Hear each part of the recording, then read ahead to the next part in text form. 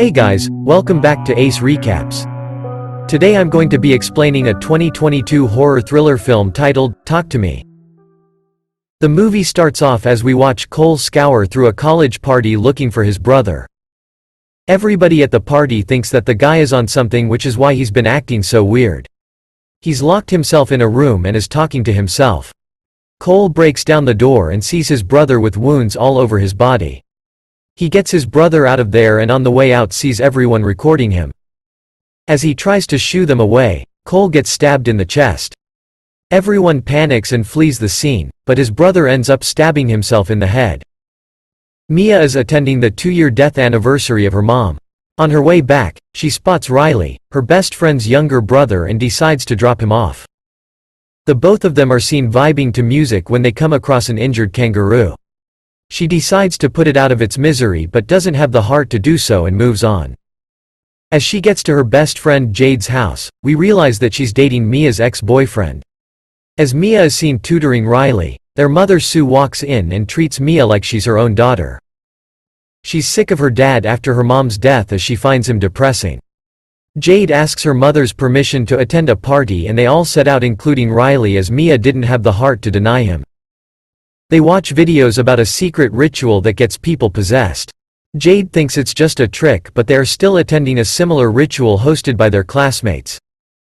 As they get to the party, Mia is treated as the odd one since nobody really likes her. When Daniel shows up, she tries to hide her feelings for him and they all share a hug. As they sit around the table, Mia volunteers to be the first one to try out the ritual. Alex explains that the ritual has to be ended within 90 seconds. If they cross the boundary, the spirits will want to stay. Joss straps her down onto a chair and sets up a weird-looking hand on the table. Alex lights up a candle and instructs Mia as to what needs to be done. She grabs the hand and recites the phrase, "Talk to me." She suddenly sees someone in front of her and freaks out. All the kids, considering this to be a game, encourage her to do it again. This time she sees a rotten woman. As she lets the spirit in, she stops breathing and her pupils dilate. Everyone around her is astonished at the freak show and cheers her on. Mia starts to laugh loudly and points to Riley, claiming that the spirits like him and are going to come after him soon enough. She starts making weird noises and her face starts to turn red with clots all over. The door slowly opens up and a loud bang is heard. She claims that the spirit is behind Riley and is going to split him in two. As the timer is almost up, Joss tries to pull away the hand but she's too strong. She starts screaming, "Run," repeatedly and everyone there starts to freak out. They somehow manage to pull away the hand and blow out the candle. The spirit was in her for a little over 90 seconds but Mia comes back to her senses, claiming she had a good time. That night, freaked out by whatever happened, Riley isn't able to fall asleep. He crashes next to Mia and they talk about the ritual. She says that it was an out-of-body experience where she could see everything that was happening but she wasn't in control. When he asks about her mom, Mia says that she accidentally swallowed some extra sleeping pills and passed away. When her dad opened the door, she was found with wood chippings in her nails as she tried to get help but wasn't able to.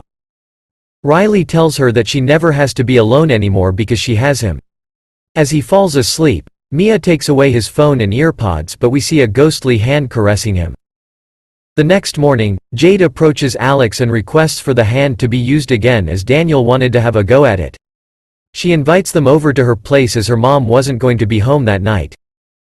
As Daniel gets there, Sue is suspicious that there's going to be a party but everyone denies it and she warns Daniel that her daughter's VJ is off limits. As they all get home, they set everything up and Daniel gets ready to go first. Joss claims that the hand is of a psychic that was cut off and embalmed. Joss got the hand off a friend who did not want it anymore. Daniel is strapped down and recorded. As he lets the spirit in, he starts to choke. Jade panics but he soon comes through. His entire face changes and the spirit starts to hit on Mia to make Jade jealous. Mia seems to be enjoying the attention and Daniel starts feeling himself. He falls to the ground and starts humping the floor. As everyone bursts out in laughter, the dog walks up and the both of them start making out. Once the hand is pulled away, Daniel comes back to his senses but tells everyone to delete the video and walks out the room. Mia decides to go next, and one after another everyone in the room has a go at it. They all have the time of their lives being possessed by the spirits, singing songs and making sure to not cross the 90-second limit. After a while, Riley decides to have a go at it, but his sister doesn't let him do so. They have a falling out and she leaves the room. Riley begs Mia to let him try it out and she agrees. They decide to do it for just 60 seconds to be on the safer side. He is strapped to the chair and they begin the ritual. Once the spirit enters his body, Riley starts talking to Mia. She soon realizes that it's her mother. Riley tells her that she never meant to leave her and that she loves her and her dad and will always look out for the both of them. Even though 60 seconds have gone by, Mia begs them for a little more time. He starts choking again and continues to bash his head onto the table.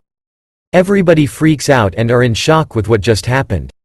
With blood all over his face, he proceeds to pull out his eye. Mia and the others try their best to stop him but aren't able to do so. When Jade enters the room, his chair is dragged away and he continues to smash his head onto the table. Just as he's about to end it all, Jade uses her hand and blocks the hit, fracturing it. They finally manage to pull away the hand and the ritual ends. Mia is in shock and washes the blood off her hands. The police are soon called and they proceed with the investigation, but they aren't informed about the hand or the ritual. Jade's father picks her up and seems to be pissed off with whatever just happened. She goes to her room and finds the hand in her backpack but decides to go visit Riley at the hospital. Jade and her mom blame Mia for the whole incident. Sue thinks that she gave him some drug which caused this incident and threatens her to never step foot near their family ever again. Mia has a breakdown but soon sees the reflection of her mother. She follows her into the washroom and hears her crying for help, but there's nobody there. When she leaves, Daniel follows her and decides to drop her off. Since he can't go back home so late, Mia invites him to crash at her place. They still seem to have an emotional bond but soon go off to sleep. She curls up next to him and tries getting closer to him. That night she dreams about making out with Daniel.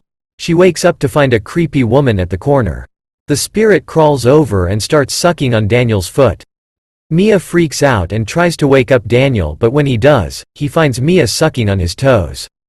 He lashes out at her and immediately leaves the house. Mia, not knowing what to do, lights up a candle and calls out to her mother holding the hand. She tells her daughter that she never wanted to leave her and warns her that Riley is in trouble. Her mother then cuddles her to sleep. The next morning, while Riley is being bathed, he bites his sister's hand and falls to the ground. He proceeds to bash his head into the wall and the demon inside of him is seen laughing and enjoying the torture. He sips on his blood until the nurses come in and stop him. Later on, the friends meet up once again to decide what needs to be done. Joss tells them that he got the hand from a friend who did not want it anymore. Apparently he started seeing the spirits even without the hand and ended up stabbing his brother and himself. Luckily, his brother Cole survived and they decide to meet him. Cole tells them that the spirit has a way of using your insecurities against you until they finally have your soul. He tells them that Riley will be fine in some time as the spirits get weaker the longer they are in the body, but Mia is sure that he's in danger because her mom said so. Mia realizes that they did not blow out the candle after the ritual with Riley and decides to do it once again. Alex and Joss wish them the best of luck and move on. Mia, Jade and Daniel get to the hospital and make an unconscious Riley hold the hand and try to perform the ritual. But it doesn't work. He doesn't respond. Mia decides to do it herself and calls upon the spirits. She sees a little girl who shows her where Riley is.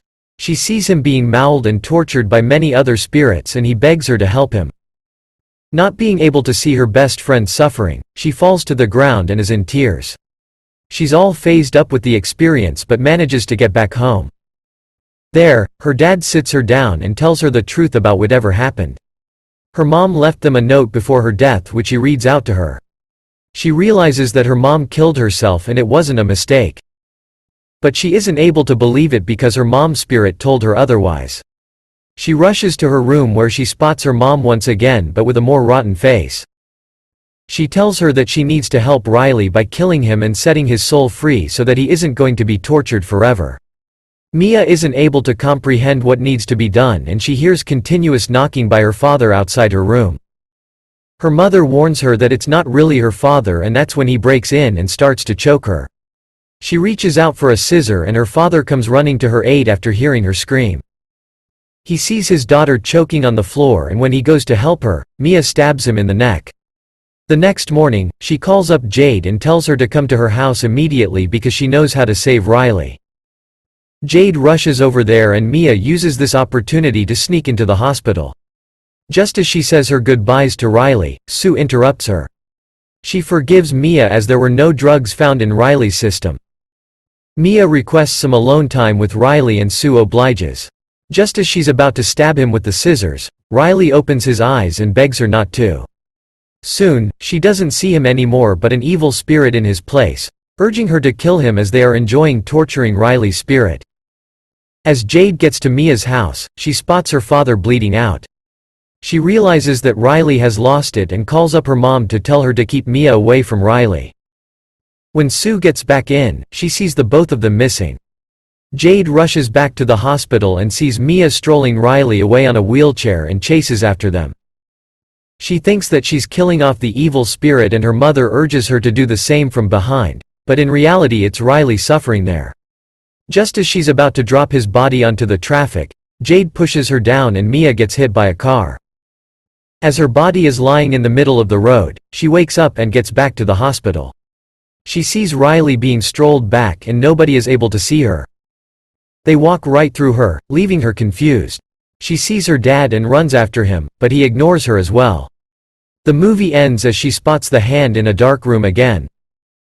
Two hands hold each other and she suddenly wakes up at the other end of the hand, being trapped and summoned by other people trying out the game. That's all folks. Thank you for watching. If you like the video, please don't forget to like, share and subscribe. Have a great day.